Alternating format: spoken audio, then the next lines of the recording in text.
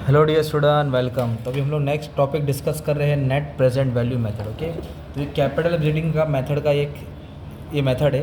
तो net present value method का मतलब क्या होता है कि जो अपन ने इन्वेस्टमेंट डाला है और उसकी प्रेजेंट वैल्यू, मतलब ना अपने को इसमें डिस्काउंटिंग फैक्टर भी देखना पड़ता है। तो पहले मैं तुमको ना एक एग्जाम्पल सॉल्व कर रहा था, फिर ये कंडीशन समझाता, राइट। तो एग्ज़ाम में क्या आएगा, कैसे लिखने का समझाता हूँ। तो मान लो फॉर एग्जाम्पल हमने 3 लाख रुपये इन्वेस्ट किया। कितना इन्वेस्टमेंट किया? 3 साल। और हर साल 1 साल 2 साल 3 साल 4 साल ये कैश इनफ्लो दिया है। क्या दिया है? तो पहले साल कितना है? 40, फिर 50, फिर 60, फिर 70, फिर 80। फिर अपने को एक रेट दिया है, डिस्काउंटिंग फैक्टर। कितना परसेंट रेट दिया है? 10%। तो फिर ये तुमने क्वेश्चन खुद से बनाने का, एकदम सिंपल है ना, याद हो गया। 3 लाख डाला, 5 साल। फिर लिखने का 1 2 3 4 5। हर साल कितना रुपया आ रहा है? एनुअल कैश इनफ्लो लेंगे। तो पहला साल 40 आया, दूसरा साल 50 आया, तीसरा साल 60,000 आया, चौथे साल 70,000 आया, और 5वें साल 80,000 आया। ये भी इजी होगा, राइट। अब ये पीवी फैक्टर है ना 10%, ये कैसा है? बहुत इंपॉर्टेंट है। तो नेट प्रेजेंट वैल्यू में पीवी फैक्टर बहुत मेन रोल प्ले करता है। तो इधर डिस्काउंटिंग रेट कितना परसेंट हमने कंसिडर किया? 10%। तो इसका फॉर्मूला है 1/1 + R। तो R के जगह पे ना अपने को 10% लेना है। तो फिर R 10% मतलब होता है 10/100। 10% बोले तो 10/100, और ये 10/100 मतलब होता है 0.1। क्या होता है? 0.1।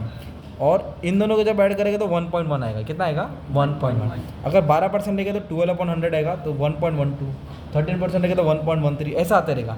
अच्छा, अभी अपना फाइनल आंसर क्या है? 1.1 डिवाइड बाय 1.1।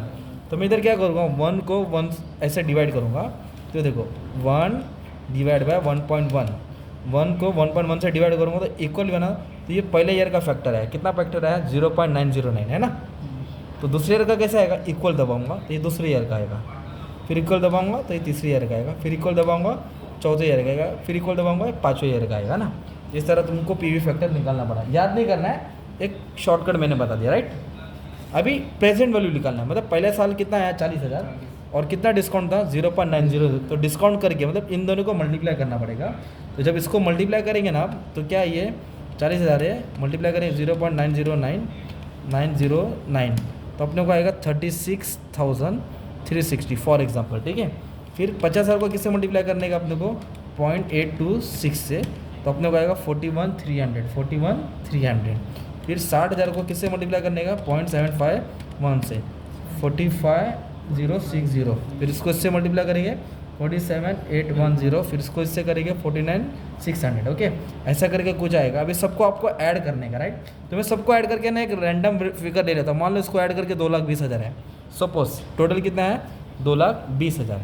तो नेट प्रेजेंट वैल्यू क्या बोलता है?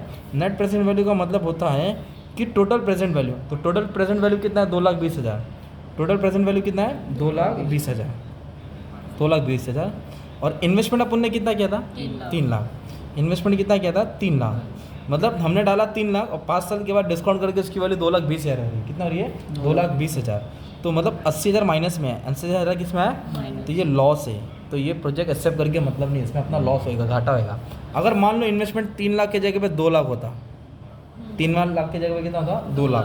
तो इन्वेस्टमेंट की जगह पे कितना लिखते हैं अभी हम लोग? 2 लाख लिखते हैं। डाला 2 लाख, अब मिल रहा है कितना? 2,20,000। तो फिर अपने को 20,000 क्या होता है? प्रॉफिट होता है। क्या होता है? ये प्रोजेक्ट एक्सेप्टेबल है ना, फ़ायदा होता है। तो फिर नेट प्रेजेंट वैल्यू क्या है? Net present value of investment proposal is the difference between. Difference मतलब होता है दोनों को माइनस करते हैं हम लोग। किसको माइनस करते हैं? टोटल प्रेजेंट वैल्यू, है ना। और टोटल प्रेजेंट वैल्यू को किसके साथ रिड्यूस करेंगे? कैश फ्लो, मतलब जो हर साल पैसा आ रहा है अपने को, हर साल क्या आ रहा है? लाइफ ऑफ द प्रोजेक्ट, मतलब कितना साल? 5 साल, 6 साल, 10 साल, और इन्वेस्टमेंट। तो बेसिकली ये क्या होता है? If net present value is positive, अगर नेट प्रेजेंट वैल्यू क्या है? पॉजिटिव आया है। क्या आया? पॉजिटिव। तो investment in the project will be profitable. क्या रहेगा वो? Profitable. If the net present value is negative, क्या आया? Negative, then investment will be loss. फिर इसका फॉर्मूला डाल दूँ, total present value minus original investment. तो ये सब तुमको समझा देने का। अब एग्जाम में तुमको आंसर कैसे लिखने का है? पहले मीनिंग लिखने का, ये कंडीशन डालने का, ये फॉर्मूला लिखने का, खुद से क्वेश्चन बना देने का। तो इन्वेस्टमेंट आप लोग 3 लाख की जगह पे 2 लाख ले लो। क्या ले लो? 2 लाख। तो आंसर प्रॉफिटेबल आएगा, है ना। तो इस तरह तुमको खुद से समझा देना है। ये खुद से क्वेश्चन लिखने का, खुद से बना के समझा देने का। ओके, ये तुमको एग्जाम में शॉर्ट नोट्स में आएगा, तो ये तुम्हारा आंसर रहेगा। रिजल्ट टीचर खुश रहेगी। This can be explain with your following example. और ये भी लिख देने का, डिस्काउंटिंग फैक्टर भी समझा देने का रहता है। तो ये होता है तुम्हारा नेट प्रेजेंट वैल्यू मेथड। क्या है? नेट प्रेजेंट वैल्यू मेथड, ठीक है।